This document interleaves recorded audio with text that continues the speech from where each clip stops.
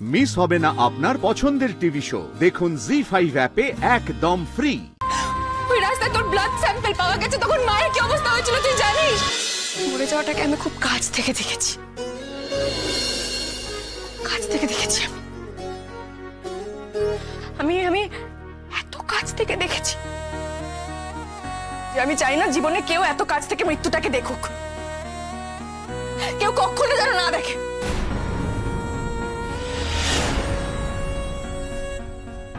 উৎভ্রান্তের মতো ছুটছিলাম আমি রাস্তা দিয়ে, উৎভ্রান্তের মতো।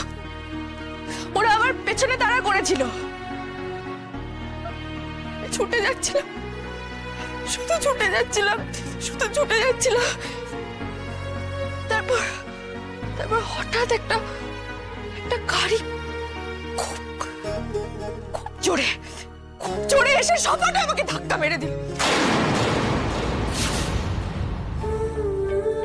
নিমেষের মধ্যে যে আমার শরীরের মধ্যে কি একটা চলে গেল,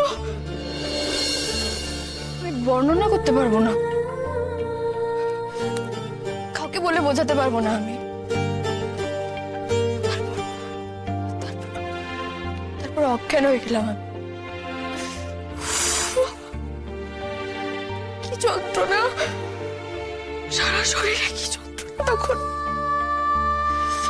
উঠে দাঁড়ানোর ক্ষমতা নেই, ভয়ও পাচ্ছিলাম, মনে মনে ভাবছিলাম আমাকে তো উঠতে হবে, নাহলে ওরা আমাকে ধরে ফেলবে, ওরা তো তাড়া করছে আমার পেছনে, আমাকে যে করে হোক উঠতে হবে। কিন্তু পারছিলাম না, কিছুতেই পারছিলাম না, নিস্তেজ হয়ে যাচ্ছিলাম আমি, কেন হয়ে গেছিলাম। তারপর কতক্ষণ যে ওভাবে পড়েছিলাম রাস্তার উপর,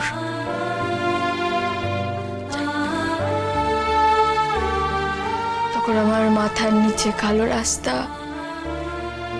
মাথার উপরে কালো আকাশ, কেন হয়ে পড়ে আছে। শেষ শ্বাসগুলো ফেলছি, তাই না? মরে যাওয়ার কথাটা একদম মুখে আনবি না, একদম না।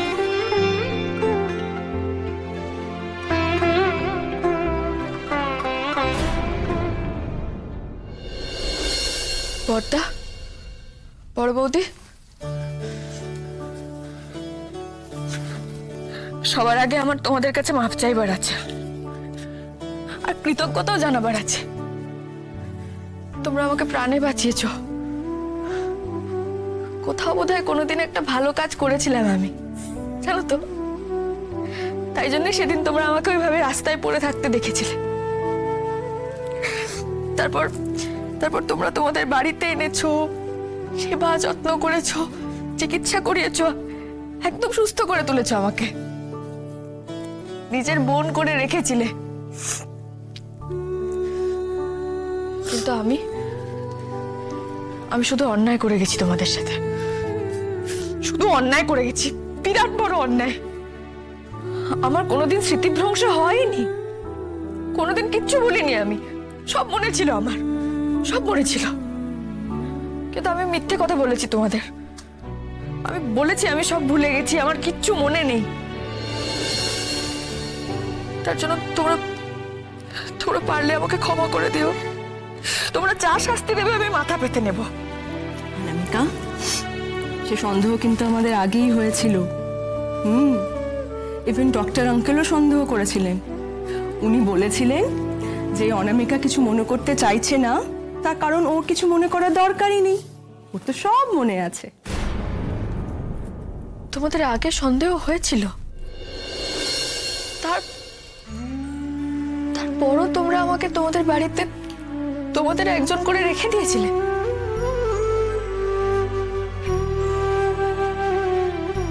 আমাদের সন্দেহ ছিল, কিন্তু আমরা তো শিওর ছিলাম না অনামিকা, আই এম সরি রাই।